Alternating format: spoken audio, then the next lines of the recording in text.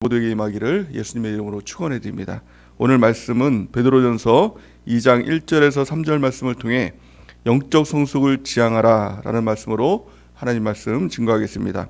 고난을 이기는 산소망, 베드로전서 강의 6번째 시간입니다. 우리 신앙생활에 있어서 가장 중요한 핵심 한 가지를 꼽으라고 한다면 무엇일까요? 그것은 바로 성숙입니다. 신앙생활은 생명의 과정입니다. 그냥 신앙생활은 행습이 아니라, 그냥 신앙생활은 무엇을 했다라고 끝나는 것이 아니라 그것은 생명의 과정이라는 것입니다. 아이가 태어나고 자라나고 완성되는 것과 마찬가지로 신앙생활도 마찬가지입니다. 물과 성령으로 우리의 영혼이 태어나고 또 그 영혼이 자라나고 마침내 영화롭게 되어서 천국으로 가는 것, 그것이 바로 신앙생활의 여정이고 과정이라는 것입니다. 그래서 신학적인 용어로 칭의, 성화, 영화, 이 과정을 통해서 우리가 영원한 천국으로 가는 과정, 이것이 바로 신앙생활이라고 또 우리가 들어서 알고 있죠. 지금 우리의 가정이 무엇입니까? 만약 물과 성령으로 거듭나지 않았다면 이제 침례를 받고 또 성령을 통해서 우리가 거듭나는 과정들이 반드시 필요하죠. 그다음에 거듭났다면 계속 태어나는 것이 아니라 계속 침례받고 계속 성령으로 태어나고 태어나는 과정만 반복하는 것이 아니라 이제는 성숙하는 과정들을 이뤄나가야 된다는 것입니다. 그래서 예수 그리스도의 장성한 분량까지 자라나는 것, 그래서 마침내 천국의 합당 모습으로 자라나서 영원한 천국으로 들어가는 것, 이것이 우리의 지향해야 될 그 방향이라는 것입니다. 그래서 항상 중요한 것, 영적 성숙을 지향하는 것. 우리가 고난이 올 때가 있죠. 또 여러 가지 또 신앙의 역경들이 올 때가 있죠. 그래서 결론이 뭐예요? 그래서 우리의 영혼이 자라났느냐? 이것이 하나님께서 우리 가운데 보시는 관점이라는 것입니다. 그러니까 우리가 고난이 있다가 고난이 해결되고 또 어려움이 있다가 어려움이 해결되고 문제가 해결되고 문제 있다가 해결되고 이 반복되는 과정들은 아무 의미가 없는 것입니다. 그걸 통해서, 그 문제를 통해서 우리의 영혼이, 우리의 신앙이 얼마만큼 자라났느냐, 여기에 관점이 있다는 것입니다. 우리의 초점도, 우리의 관점도 늘 나의 영혼이 자라났느냐, 자라나고 있느냐, 여기에 관점을 둬야 된다는 것입니다. 우리가 보통 신앙생활 이 비슷한 것을 자꾸 이제 우리가 알고 있지 않습니까? 그것이 뭡니까? 종교생활이죠.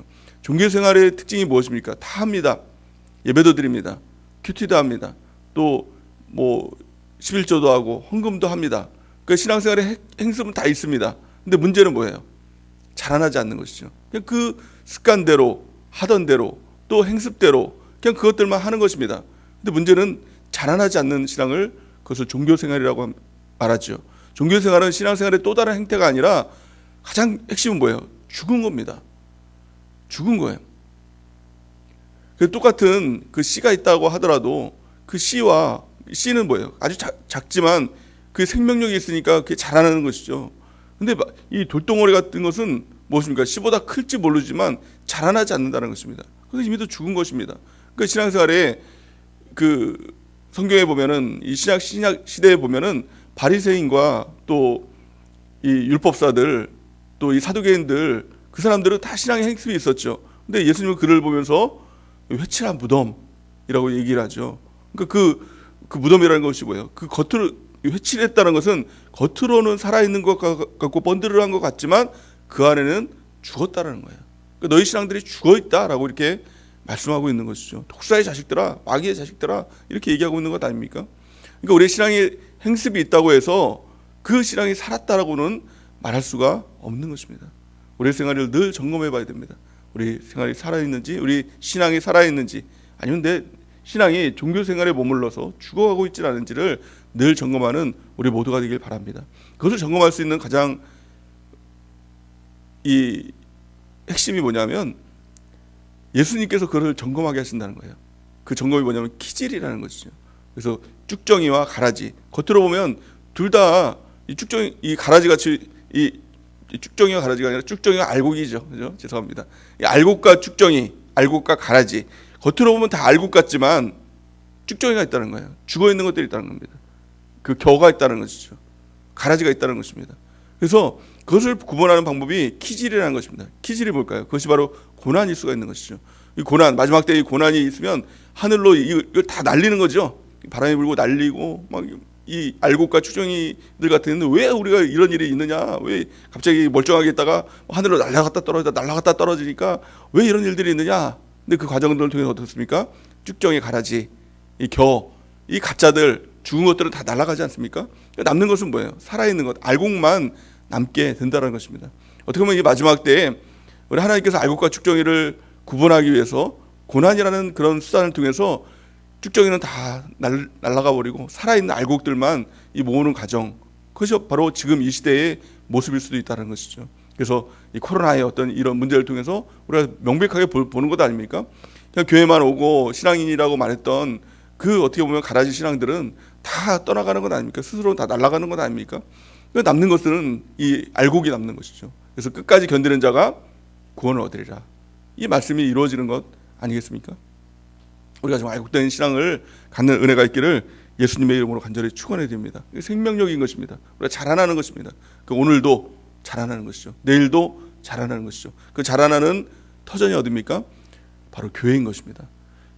하나님께서는 우리 구원받은 성도들을 교회로 불러주셔서 교회를 통해서 하나님의 이 가정인 교회를 통해서 자라나게 하시고 성숙하게 하시고 훈련시키시고 마침내 그 복을 주시고 또 예수 그리스도의 장성한 분량까지 이르도록 하나님께서 우리를 인도해 가시는 과정, 이것이 바로 교회 생활인 것입니다. 우리가 교회를 통해서 더욱더 자라나는 우리 모두가 되는 은혜가 있길 바랍니다. 오늘 본 말씀을 통해서 이 베드로 사도는 우리 가운데 어떻게 우리가 자라날 수 있는 것인가, 그 자라남의 핵심, 그것을 어떻게 우리가 알 수 있는가, 이것을 구체적으로 이렇게 말씀하고 있는 것이죠. 가장 핵심이 뭡니까? 오늘 말씀을 통해서 바로 말이라는 겁니다. 그 사람이 자라났다, 성숙했다, 성숙하지 않았다, 그것을 우리가 어떻게 알 수 있는 것입니까?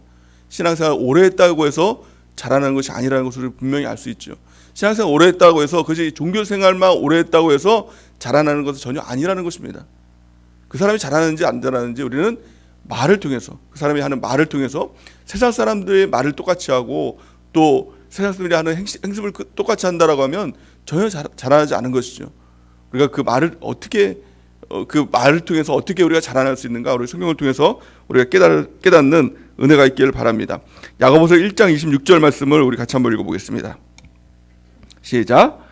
누구든지 스스로 경건하다 하며 자기 혀를 제갈 물리지 아니하고 자기 마음을 속이면 이 사람의 경건은 헛것이니라. 아멘. 우리가 스스로 경건이라는 게 뭐예요? 예수 그리스도를 닮아가는 모습이 경건 아니겠습니까? 이 경건, 내가 예수 그리스도를 닮아가고 예수 그리스도의 장성한 분량까지 그 모습 가운데 예수님과 비슷한 모습으로 자라난다라고 말은 하지만 이 혀를 제갈 물리지 않고 함부로 말하고 세상에 막 욕을 하고 막 그런 말들을 하고 다닌다면 그 경건, 아무리 예수님을 닮아간다는 그 모습들, 자라난다는 그 모습들, 그 모습이 헛것이다 라고 성경은 말씀하고 있는 것이죠. 또 야고보서 3장 2절 말씀을 같이 한번 읽어보겠습니다. 시작. 우리가 다 실수가 많으니 만일 말에 실수가 없는 자라면 곧 온전한 사람이라 능히 온몸도 굴레 씌우리라. 아멘. 이 말씀의 핵심이 뭐예요? 우리 온전한 사람이 누구라는 겁니까? 이 말이 온전한 사람, 말에 실수가 없고 말이 온전한 사람이 온전한 사람이다. 온전하다는 것은 뭐예요? 예수 그리스도의 장성한 분량까지 자라나는 사람이다라고 성경은 말씀하고 있는 것입니다. 오늘 본 말씀을 통해서 그렇다면 우리 입술에서, 우리 말에서 버려야 될 것이 무엇인가? 크게 5가지를 우리 가운데 말씀하고 있습니다. 우리 1절 말씀을 같이 한번 읽어보겠습니다. 베드로전서 2장 1절 시작. 그러므로 모든 악독과 모든 기망과 외식과 시기와 모든 비방하는 말을 버리고. 아멘. 이 5가지 말을 버려야 된다는 것입니다. 이것이 바로 세상 사람들이 가장 많이 하는 이 말들, 우리 옛사람, 예수님을 믿기 전에 옛사람 때 했던 그 모든 말들이라는 것입니다. 그러니까 이 버리라는 것은 뭐예요? 행습을 바꾸라는 거예요. 옛사람을 버리고 새 사람을 입으라 라고 이렇게 말씀하고 있죠. 그 옛사람을 버리라는 것이 무엇입니까? 목욕을 깨끗이 하라는 것입니까? 아니면 이 옷을 깨끗이 입으라는 것입니까? 그것이 아니라 말을 바꾸는 것. 우리 말이 옛사람의 말에서 새 사람, 하나님의 백성의 말로 바뀌는 것, 이것이 바로 옛사람을 버리고 새 사람으로 있는 가장 핵심적인 모습이 된다는 것입니다. 성경은 이렇게 말씀하고 있습니다. 에베소서 4장 22절에서 24절 말씀 우리 같이 한번 읽어보겠습니다. 시작. 너희는 유혹의 욕심을 따라 썩어져가는 구습을 따르는 옛사람을 벗어버리고 오직 너희의 심령이 새롭게 되어 하나님을 따라 의와 진리와 거룩함으로 지으심을 받은 새 사람을 입으라. 아멘. 오늘도 옛사람, 구습을 따라 행하는 그 옛사람을 벗어버리는 은혜가 있길 바랍니다. 그리고 하나님을 따라서 의와 진리와 거룩함으로 지으심을 받은 새 사람을 입는 귀한 축복이 있는 은혜가 있길 바랍니다. 그러기 위해서 가장 중요한 건 우리의 입술을 점검하고 우리의 입술에 있는 말들, 세상의 말들을 버려야 된다라고 말씀하고 있는 것입니다. 우리 5가지를 좀 구체적으로 간단하게 한 가지 한 가지 좀 살펴보기 원합니다. 가장 첫 번째 버려야 될 것, 그것은 악독이라고 말씀하고 있는 것입니다. 이것이 바로 세상 사람들이 하고 있는 세속적인 사람들의 가장 큰 특징입니다.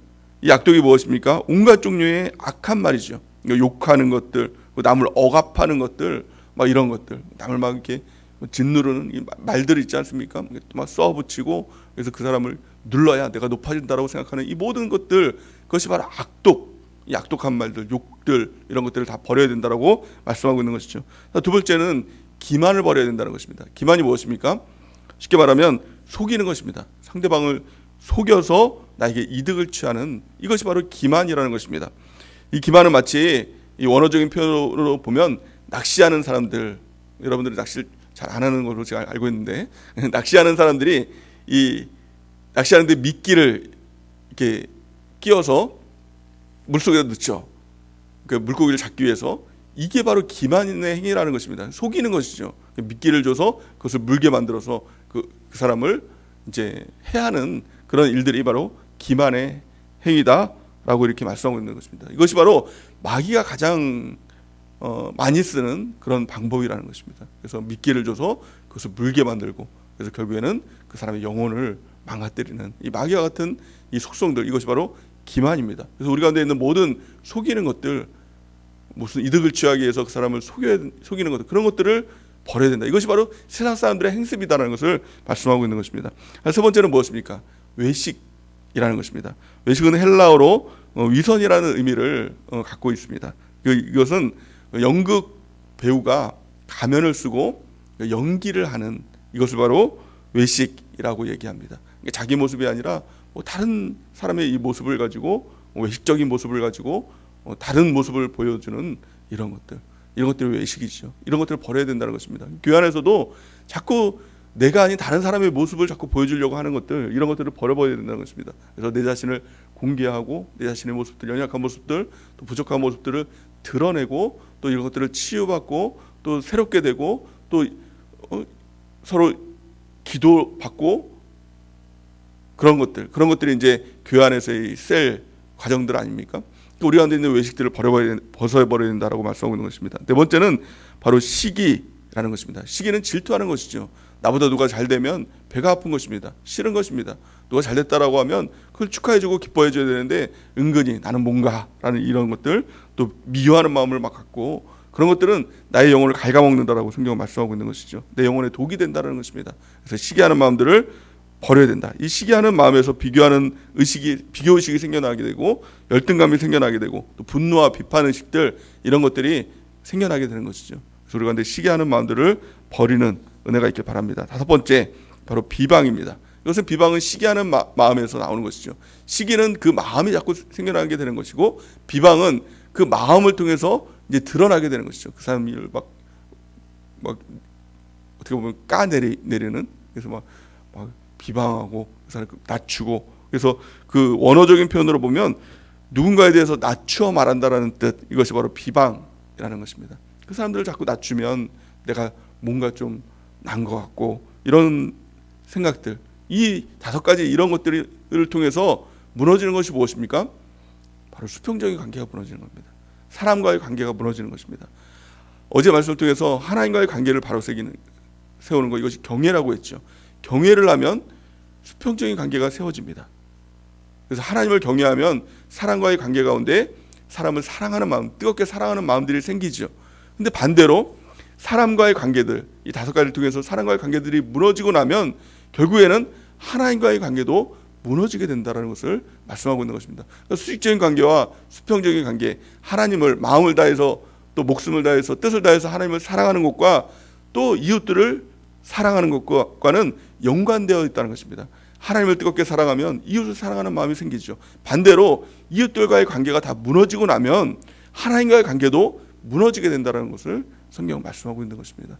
우리가 이 모든 것 가운데 하나님을 뜨겁게 사랑하고, 또 이웃을 사랑하는 우리 모두가 되는 은혜가 있길 바랍니다. 요한일서 4장 20절 우리 같이 한번 읽어보겠습니다. 시작. 누구든지 하나님을 사랑하노라 하고 그 형제를 미워하면 이는 거짓말하는 자니 보는 바 그 형제를 사랑하지 아니하는 자는 보지 못하는 바 하나님을 사랑할 수 없느니라. 아멘. 그러므로 우리가 이 사랑을 해야 하는 것들, 형제와의 사랑을 해야 하는 것들, 그것이 무엇이었습니까? 악독, 기만, 외식, 시기, 비방하는 말, 이런 모든 것들을 다 버리는, 옛사람의 습관들을 다 버리는 우리 모두가 되는 은혜가 있길 바랍니다. 이 모든 것을 버리고 나서 우리가 두 번째 해야 될 것이 무엇입니까? 성숙을 위해서 두 번째 해야 될 것이 무엇입니까? 우리 2절 말씀을 같이 한번 읽어보겠습니다. 우리 본 말씀 2절 시작. 갓난 아기들 같이 순전하고 신령한 젖을 사모하라. 이는 그로 말미암아 너희로 구원에 이르도록 자라나게 하려 함이니라. 아멘. 자라나게 함이라 이렇게 말씀하고 있죠. 그래서 이 모든 것들, 세상의 이 행습들, 악독, 기만, 외식, 시기, 비방하는 말, 이런 것들을 다 버렸어요. 그럼 버리면 어떻게 됩니까? 이제 채워야 되겠죠. 무엇으로 채워야 됩니까? 오직 하나님의 말씀, 신령한 젖, 이것을 사모해야 된다는 것입니다. 어린아이에게 있어서 신령한 젖, 이 젖이 무엇입니까? 그것은 생명입니다. 그 생명줄입니다.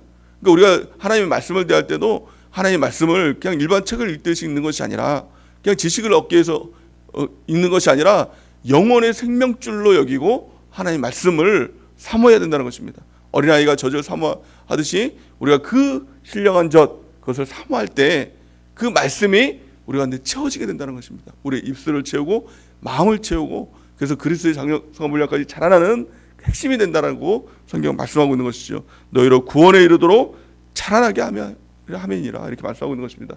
그러니까 말씀을 통하여서 우리가 새롭게 되고 온전케 되고 자라나게 된다는 것을 성경은 강조하고 있는 것입니다. 디모데후서 3장 16절에서 17절 우리 같이 한번 읽어보겠습니다. 시작. 모든 성경은 하나님의 감동으로 된 것으로 교훈과 책망과 바르게 함과 의로 교육하기에 유익하니 이는 하나님의 사람으로 온전하게 하며 모든 선한 일을 행할 능력을 갖추게 하려 함이니라. 아멘. 하나님의 말씀은 이 하나님의 사람으로 우리를 온전하게 하고 또 모든 선한 일을 행할 능력, 이것을 갖추게 한다라고 말씀하고 있는 것입니다. 이것이 하나님 말씀의 능력인 것이죠. 그 하나님의 말씀을 통해서 우리가 그 신령한 젖을 사모할 때 그 말씀을 통해서 우리가 자라게 된다는 것을 말씀하고 있는 것입니다. 마지막 세 번째 가장 중요한 것이 무엇입니까? 우리 3절 말씀을 같이 한번 읽어보겠습니다. 3절 시작. 너희가 주의 인자하심을 맛보았으면 그리하라. 아멘. 우리가 하나님을 경험해야 된다는 것이죠. 그 신앙생활은 무엇입니까? 하나님을 아는 것, 관념, 생각 속으로만 아는 것, 이것은 사실 아무 소용이 없습니다. 신앙생활은 하나님을 실제 만나는 것, 실제로 하나님을 경험하는 것, 실제로 하나님이 내 앞에 계시다는 것을 아는 것, 이것이 가장 핵심 포인트가 된다는 것입니다. 그래서 이 다윗은 내가 여호와를 항상 내 앞에 모시며 그가 내 앞에 계심으로 내 옆에 계심으로 내가 흔들리지 아니하리라 이렇게 고백하고 있는 것 아닙니까? 우리가 그 하나님을 경험하는 은혜가 있길 바랍니다. 실제가 되지 않으면 그 신앙은 그냥 다 종교생활이 되고 관념이 되고 그냥 결국에는 어려운 일이 있으면, 돈 문제가 있으면, 돈이 실제기에 신앙생활은 금방 무너지게 되는 것입니다. 또 어떤 병의 문제, 코로나의 문제가 있으면 그게 눈에 보이는 실제가 되기 때문에 그 하나님의 말씀, 또 하나님은 금방 다 사라져버리는 것입니다. 생각은 사라집니다. 관념은 사라집니다. 느낌은 다 사라집니다. 실제로 존재해야 그것이 우리 가운데 버팀목이 되고, 그것이 우리 가운데 기둥이 되고 우리의 근본이 되는 것입니다. 우리 하나님이 실제가 되고 그 하나님을 경험하는 우리 모두가 되는 은혜가 있기를 예수님의 이름으로 간절히 축원해 드립니다. 왜 사람들이 우리 입술의 말을 버리지 못합니까? 왜 비방하고 악독하고 이 기만하고 이런 말들을 시기하고 이런 말들을 우리가 왜 버리지 못합니까? 이 말들을 통해서 이 육신이 느껴지는 어떤 기쁨이 있어요. 그러니까 어떤 사람이 나에게 악을 행할 때 그 배에 2배, 3배 되는 악독을 그냥 쏴붙이면 뭔가 쾌감이 있죠. 여러분 오래돼서 잘 모르시겠지만 이게 옛날에는 그런 쾌감이 있었어요. 그 사람 완전히 짓눌러 버리면 마음이 뻥 뚫리죠. 근데 그 사람이 악독을 행했어요. 무슨 말을 했어요. 근데 그때 말을 못하고 그냥 가만히 있다가 지나고 나면 그것이 막 불불 이제 화가 되는 것입니다. 그때 그냥 더 써하고 저랬어야 되는데, 그때 이 말을 했어서 그 말 완전 짓눌러 버렸어야 되는데, 그게 막 있는 것 아닙니까? 그러니까 그 악독을 행하고 또 기만하고 또 속여서 그 사람이 일단 속아 넘어갔어요. 그래서 내가 그 사람에게 이득을 취했어요. 그럼 어떤 그 짜릿함이 있죠. 세상이 주는 어떤 기쁨들이 있는 것 아닙니까? 또 막 그 사람을 비방하고 그 사람 어떤 잘 되는 것들 막 그 시기하고 막 그러면 그 느껴지는 어떤 내 마음 가운데 그 만족되는 그 마음들이 있다는 것입니다. 이것들 다 버려야 되는 거예요. 어떻게 버립니까? 이것보다 더 큰 기쁨이 있다는 것을 아는 거예요. 하나님이 주시는 그 기쁨, 그 사람한테 악을 쏘아붙이지 않고 그 사람은 나한테 악독으로 행했는데 나는 축복하는 말을 했어요. 그러면은 세상적인 관점에서 보면 악독을 행한 사람이 이긴 것 같아요. 내가 진 것 같아요. 그래도 하나님이 주시는 그 기쁨이 있다는 거예요. 하나님이 잘했다. 말씀대로 했으니 잘했다. 하나님으로 만족하면 그 세상 사람들이 보는 관점에서 이기지 않아도 하나님이 주시는 승리로 살아갈 수 있다는 것이지. 그래서 하나님으로 경험하면, 하나님으로 체험하면 세상에서 주는 승리, 세상에 주는 기쁨, 세상에 주는 이 쾌락, 짜릿함, 이런 것들은 소용이 없다는 거예요. 그러니까 하나님으로 채워지면 내가 손해보는 것 같고, 내가 좀 억울한 것 같고, 내가 좀 당하는 것 같고, 그래도 기쁨이 넘치는 삶을 살아갈 수 있다는 거예요. 핵심은 뭐예요? 여호와의 선하심을 맛보아하는 것. 우리 성경은 이렇게 말씀합니다. 시편 34편 8절, 34편 8절 시작. 너희는 여호와의 선하심을 맛보아 알지어다. 그에게 피하는 자는 복이 있도다. 아멘. 우리 여호와의 선함을 맛보아하는 그 주님을, 실제 하시는 주님을 경험하는 그 은혜가 우리 가운데 넘치기를 바랍니다. 그렇다면 그 하나님을 어떻게 우리가 경험할 수 있을까요? 우리가 두 가지를 통해서 경험할 수 있는데요. 가장 첫 번째, 성령이 아니고서는 절대로 경험할 수 없습니다. 우리 성령을 받지 않는다는 것은, 성령의 충만함을 받지 않는다는 것은 영적인 소경으로 살아가는 것 같습니다. 하나님께서 나에게 주신 것, 놀라운 축복이 있거든요. 놀라운 은혜가 있거든요. 놀라운 기쁨이 있거든요. 근데 그것을 하나도 느끼지 못하는 거예요. 보지도 못하는 거예요. 느껴지지도 못하는 거예요.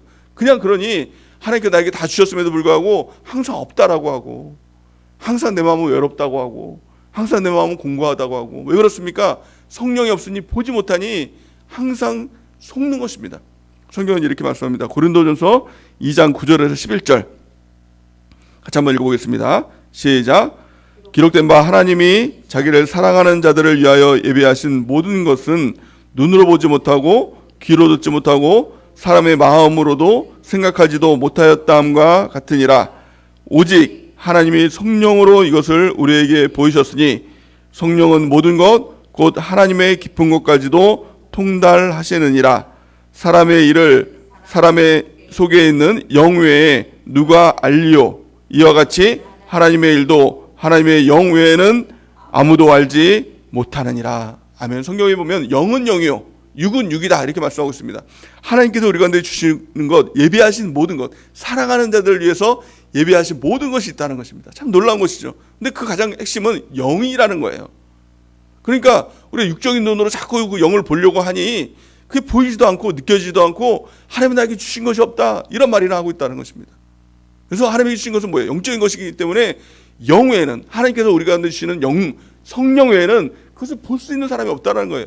그러니까 성령을 받고 보기 시작할 때 그것이 보이는 겁니다. 와, 하나님께서 이렇게 놀라운 것들을 예비해 주셨구나. 나를 사랑하셔서 이 놀라운 복들을 예비해 주셨구나. 성령으로 보니 그것이 느껴지는 것입니다. 내게 하나도 받은 것이 없는 줄 알았는데 나에게 하나님 다 주셨군요. 이것들이 느껴지고 또 그것이 경험되기 시작한다는 것입니다. 중요한 것은 무엇입니까? 성령을 받아야 된다는 거예요. 예수님께서 부활하신 다음에 제자들에게 하신 가장 첫 번째 말씀이 뭐예요? 너희가 성령을 받아라. 영을 받으면 느껴지고 보여지고 그것이 알아지고 깨달아지니 신앙생활 되는 것이죠. 누가 견디는 것, 힘드는 것 이게 아니라 보여지고 깨달아지고 느껴지니 그게 다 되는 것 아닙니까? 기쁨이 넘치는 것 아닙니까? 우리가 성령의 충만함을 받는 우리 모두가 되길 바랍니다. 어떻게 받습니까? 구하는 자에게 성령을 주시지 않겠느냐. 기도하고 구하면 누구에게라도 하나님의 자녀라면 성령을 주시겠다라고 약속하고 있는 것입니다. 오늘 이 새벽에 우리가 성령을 구하고 성령의 충만함을 받는 우리 모두가 되길 바랍니다. 그래서 하나님이 우리 가운데 예비하신 놀라운 그 축복, 교회에 주신 놀라운 하나님의 그 복을 다 보길 바랍니다. 느끼길 바랍니다. 받길 바랍니다. 누리길 바랍니다. 오직 성령을 통해서 이 모든 것이 가능한 것입니다. 성경은 이렇게 말씀합니다. 에스겔 11장 19절 우리 같이 한번 읽어보겠습니다. 시작.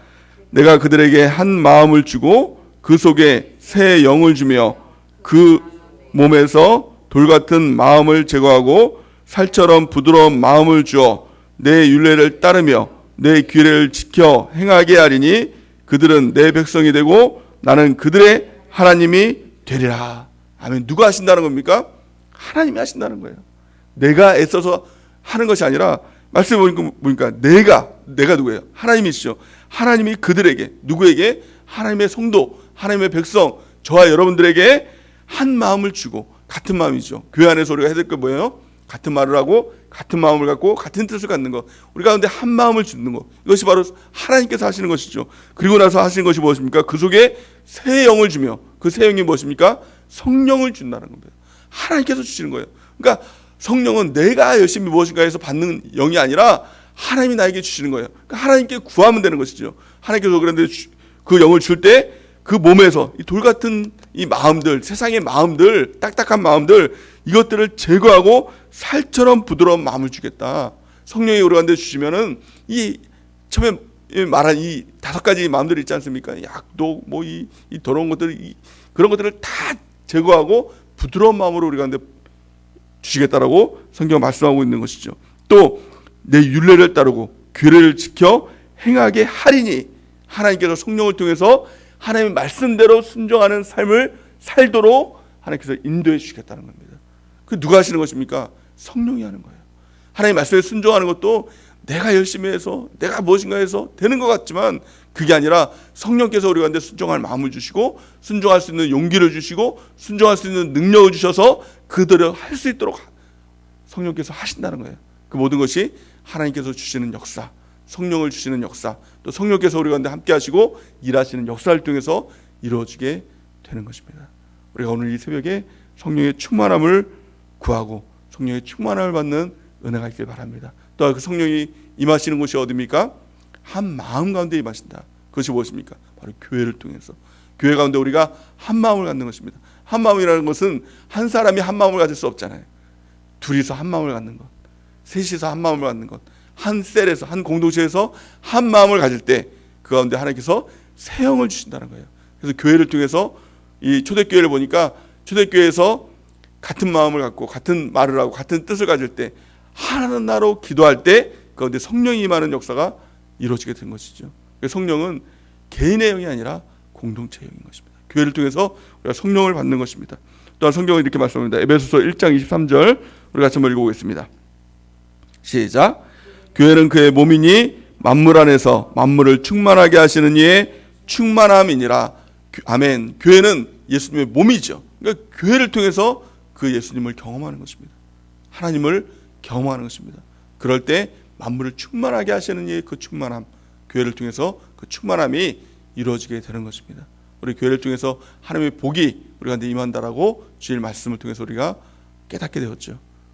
하나님은 교회를 통해서만 우리 가운데 복을 주십니다. 그래서 교회를 통해서, 예배를 통해서, 또 우리의 말을 통해서 하나님께서 우리가 복을 주신다라고 성경은 말씀하고 있는 것이죠. 또 주일 말씀을 통해서 우리가 깨닫고 있는 것이죠. 우리가 교회에 더 집중하고 우리가 교회를 더 사랑하고 교회를 통해서 주시는 하나님의 놀라운 은혜를 경험하기 바랍니다. 그 은혜가 뭐예요? 주님을 경험하는 것이죠. 우리가 성령을 통해서, 교회를 통해서 우리가 주님을 경험하고 우리 주님을 더 깊이 알아가는 우리 모두가 되는 은혜가 있기를 예수님의 이름으로 간절히 축원해 드립니다. 그럴 때 성숙이 이루어지는 것입니다. 그래서 우리 가운데 있는 세상 것들을 버리고 또 신령한 저절 사모해서 하나님의 말씀을 사모하고 우리가 하나님을 경험하는 것이죠. 성령을 통해서, 교회를 통해서 하나님을 경험하고 또 오늘도 더 예수 그리스도의 분량까지, 장성한 분량까지 자라나는 우리 모두가 되는 은혜가 넘치기를 예수님의 이름으로 간절히 축원해 드립니다. 이제 우리